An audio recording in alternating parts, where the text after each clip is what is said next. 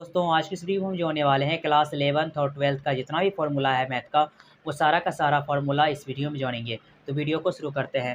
सबसे पहले यहाँ पे फार्मूला है tan a बराबर हो जाएगा √1 माइनस cos 2a बटे में हो जाएगा 1 प्लस cos 2a। आगे है tan a बराबर √1 माइनस cos स्क्वायर a बटे में 1 माइनस साइन स्क्वायर a। आगे है 1 प्लस साइन 2a बराबर हो जाएगा sine a plus cos a का whole square. 1 minus sine 2a बराबर फार्मूला हो जाएगा sine A minus cos A का होल स्क्वायर बराबर लिख सकते हैं इसी को cos A minus sine A का होल स्क्वायर। आगे का जो फॉर्मूला है वो है 1 प्लस साइन 2a बराबर हो जाएगा sine square A plus cos square A plus 2 sine A into cos A. आगे है 1 प्लस साइन 2a बराबर sign A plus cos A का होल स्क्वायर। फिर आगे देखते हैं फार्मूला है साइन 3a बराबर हो जाएगा 3 sine A minus 4 sine cube A. Cos 3a बराबर हो जाएगा 4 cos cube A minus 3 cos A. tan 3a बराबर फार्मूला हो जाएगा 3 tan a minus tan cube A बटे में हो जाएगा 1 माइनस 3 tan स्क्वायर a। अब आगे है साइन a बराबर हो जाएगा 2 sine a upon 2 cos a upon 2 बराबर 2 tan a अपॉन 2 बटे में हो जाएगा 1 प्लस tan स्क्वायर a बटे 2। आगे है कॉस a बराबर कॉस स्क्वायर a बटे 2 माइनस साइन स्क्वायर a बटे 2 बराबर 1 माइनस साइन स्क्वायर ए बटे 2 बराबर कॉस स्क्वायर ए बटे 2 माइनस 1 बराबर 1 minus ten square minus ten square A बटे 2 प्लस में है यहाँ बटे में हो जाएगा 1 प्लस टेन स्क्वायर ए बटे 2। अब फिर आगे देखते हैं फॉर्मूला नीचे में है tan ए बराबर हो जाएगा 2 tan ए बटे 2 बटे में हो जाएगा 1 माइनस टेन स्क्वायर ए बटे 2। अब फिर आगे देखते हैं फॉर्मूला है तो यहाँ पे है साइन 3a बराबर हो जाएगा 3 sine A minus 4 sine cube A. 4 sine cube A बराबर फार्मूला हो जाएगा 3 sine A minus sign 3a। आगे है साइन क्यू ए बराबर हो जाएगा 3 sine A minus sign 3a बटे 4। आगे देखते हैं तो कॉस 3a बराबर फार्मूला हो जाएगा 4 cos cube A minus 3 cos A. आगे है फार्मूला 4 कॉस क्यू ए बराबर हो जाएगा cos 3a plus 3 cos A. Cos cube A बराबर फार्मूला हो जाएगा कॉस 3a प्लस 3 कॉस ए बटे 4। tan 3a बराबर फार्मूला हो जाएगा 3 tan a minus tan cube A बटे में हो जाएगा 1 माइनस tan स्क्वायर ए। आगे फार्मूला है 1 प्लस साइन ए बराबर हो जाएगा साइन स्क्वायर ए बटे 2 प्लस कॉस स्क्वायर ए बटे 2 अब प्लस 2 साइन ए बटे 2 इंटू कॉस ए बटे 2। इसी को हम बराबर लिख सकते हैं साइन ए बटे 2 प्लस कॉस ए बटे 2 का होल स्क्वायर। अब हम देखते हैं आगे फार्मूला जो है वो है यहाँ पे 1 माइनस साइन ए बराबर हो जाएगा कॉस स्क्वायर ए बटे 2 प्लस साइन स्क्वायर ए बटे 2 माइनस 2 साइन ए बटे 2 इंटू कॉस ए बटे 2।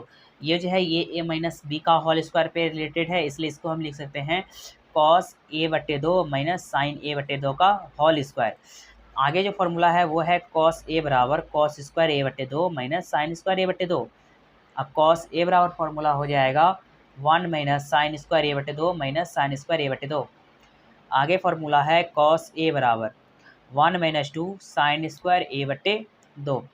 2 साइन स्क्वायर ए बटे 2 बराबर हो जाएगा 1 माइनस कॉस ए। आगे जो फार्मूला है वो है साइन स्क्वायर ए बटे 2 बराबर हो जाएगा 1 माइनस कॉस ए बटे 2। साइन ए बटे 2 बराबर फार्मूला हो जाएगा √1 माइनस कॉस ए बटे 2। कॉस ए बटे 2 बराबर हो जाएगा √1 प्लस कॉस ए बटे 2। आगे है tan ए बटे 2 बराबर हो जाएगा √1 माइनस कॉस ए बटे 1 प्लस कॉस ए। आगे हम देखते हैं sine C plus sine D बराबर 2 साइन सी प्लस डी बटे 2 into cos C minus D बटे 2। आगे है यहाँ पे sine C minus sine D बराबर हो जाएगा 2 कॉस सी प्लस डी बटे 2 into sine C minus D बटे 2। फिर आगे हम देख रहे हैं यहाँ पे cos C plus cos D बराबर हो जाएगा 2 कॉस सी प्लस डी बटे 2 into cos C minus D बटे 2। फिर आगे देखते हैं फॉर्मूला जो यहाँ पे लगातार है कुछ cos C minus cos D बराबर 2 साइन सी प्लस डी बटे 2 इंटू साइन डी माइनस सी बटे 2। आगे है sign A plus B plus sign A minus B बराबर 2 sine A into cos B. Sine A plus B minus sine A minus B बराबर 2 cos A into sine B. Cos A plus B plus cos A minus B बराबर 2 cos A into cos B, cos A minus B minus cos A plus B बराबर हो जाएगा यहाँ पे 2 sine A into sine B, sine A plus B into sine A minus B बराबर हो जाएगा sine square A minus sine square B बराबर cos square B minus cos square A. आगे है यहाँ पे cos A plus B into cos A minus B बराबर हो जाएगा cos square B minus sine square A. आगे का जो हमारा फॉर्मूला है वो है आव्यूह से रिलेटेड। आव्यूह से रिलेटेड का मतलब हुआ ये क्लास 12 का चैप्टर नंबर 3 है। दूसरा चैप्टर है क्लास 12 का प्रतिलोम त्रिकोणमितीय फलन, और ये जो चैप्टर है आव्यूह ये तीसरा चैप्टर है, उसी का फॉर्मूला यहाँ पे है। तो उसका जो पहला फॉर्मूला है वो है जोड़ एवं घटाव से रिलेटेड। यदि a बराबर रहेगा a11 a12 a21 a22 बराबर यहाँ पे है b बराबर a11 a12 a21 a22, तो इसको हमको जोड़ना और घटाना कैसे है, तो ए इसको जोड़ेंगे इसके साथ, इसको जोड़ेंगे इसके साथ, इसको जोड़ेंगे इसके साथ, इसको जोड़ेंगे इसके साथ। यहाँ पे a11 इसको जोड़ दिए, प्लस माइनस का चिन्ह लगा दिए, या फिर जोड़ना हो या घटाना हो जो करना है वो हम कर सकते हैं। तो इसलिए a11 लिखे, फिर a12 को a12 के साथ जोड़ेंगे, a21 को a21 के साथ जोड़ेंगे, a22 को a22 के साथ जोड़ेंगे। आगे है यहाँ पे गुना वाला नियम। गुना वाला नियम में क्या है, ए बी बराबर हो जाएगा, इसका जो है गुना करने का नियम इस तरह से सीधा और ऐसे, इस नियम पे हम इसको गुना कर लेंगे, ताकि ये हुआ एक तरह से मान सकते हैं टेक्निक। आगे है a11 गुना a11, इसका गुना इसके साथ करके फिर प्लस, फिर a12 गुना a21, यानी कि ऐसे जाएगा नीचे आएगा a21, फिर यहाँ पे है a11 गुना a12, फिर इससे इसके साथ गुना करेंगे a11 गुना a12 कर दिए, यहाँ पे प्लस है, फिर a12 गुना a22, इस तरह से फिर नीचे वाला लेंगे तो इसके साथ, फिर इसको इसके साथ, वैसे गुना करके यहाँ पे लिख दिया गया है। आगे है इससे रिलेटेड कुछ, यदि a m गुना n और b n गुना p हो तो ए बी की कोटि बराबर हो जाएगा m गुना p। कह रहे दो आव्यूह के तभी गुना संभव है जब पहले के कॉलम की संख्या दूसरे के रो की संख्या के बराबर हो। जब रो और कॉलम दोनों की संख्या अगर बराबर रहता है तो उसे हम स्क्वायर यानी स्क्वायर मैट्रिक्स यानी कि वर्ग आव्यूह कहते हैं। यहाँ पे आव्यूह की संख्या बराबर प्रविष्ट की संख्या बटे ऊपर पे पावर में कोटि है। परिवर्त आव्यूह यानी कि ट्रांसफॉर्म मैट्रिक्स, यदि रो को कॉलम में बदला जाए तो प्राप्त आव्यूह को परिवर्त आव्यूह कहते हैं। जैसे इसको कहते हैं ए डैश या फिर ए टी से सूचित किया जाता है। ए प्लस बी का परिवर्त आव्यूह यानी कि ट्रांसपोज मैट्रिक्स बोल रहा है, इसको लिखेंगे ए पर आवर्त प्लस बी पर आवर्त, इसको आवर्त पढ़ेंगे। आगे है ए बी पर आवर्त, इसको लिखेंगे बी पर आवर्त ए पर आवर्त, ए पर है पहले से आवर्त इसके ऊपर भी आवर्त है तो इसको लिखेंगे डायरेक्ट ए। कह रहा है दो आव्यूह सम्मित होंगे यदि ए बराबर ए आवर्त आ जाएगा। दो आव्यूह विषम सम्मित होंगे यदि ए बराबर माइनस ए रहेगा तो। आगे है सम्मित आव्यूह, इसका फॉर्मूला हो जाएगा 1/2 ए प्लस ए का आवर्त। विषम सम्मित आव्यूह का फॉर्मूला हो जाएगा 1/2 इंटू ए माइनस ए का आवर्त। फिर आगे देखते हैं कुछ फॉर्मूला है सम्मित आव्यूह और विषम सम्मित आव्यूह। सम्मित और विषम सम्मित आव्यूह ये क्लास 12 का चैप्टर नंबर 3 मैथ का है, तो इसमें इसका जो फॉर्मूला हो जाएगा वो हो जाएगा 1/2 ए प्लस ए का आवर्त प्लस 1/2 ए माइनस ए का आवर्त। आगे जो फॉर्मूला है वो है यहाँ पे नीचे में, यदि इसको हम पढ़ते हैं मॉड, ये जो आप देख रहे हैं इस तरह से लाइन, इसको हम कहते हैं मॉड। मॉड कह रहा है यदि mod A does not equal, इसको जो पढ़ेंगे इसको कहेंगे डज नॉट इक्वल 0 हो तो ए इनवर्स बराबर हो जाएगा 1/mod ए, उसके बाद है एडजॉइंट ए, इसको कहेंगे एडजॉइंट ए, या फिर इसे हम कहेंगे ए इनवर्स बराबर एडजॉइंट ए बटे मॉड ए ना, इसको हम मॉड ए पढ़ते हैं, इसको एडजॉइंट ऑफ ए।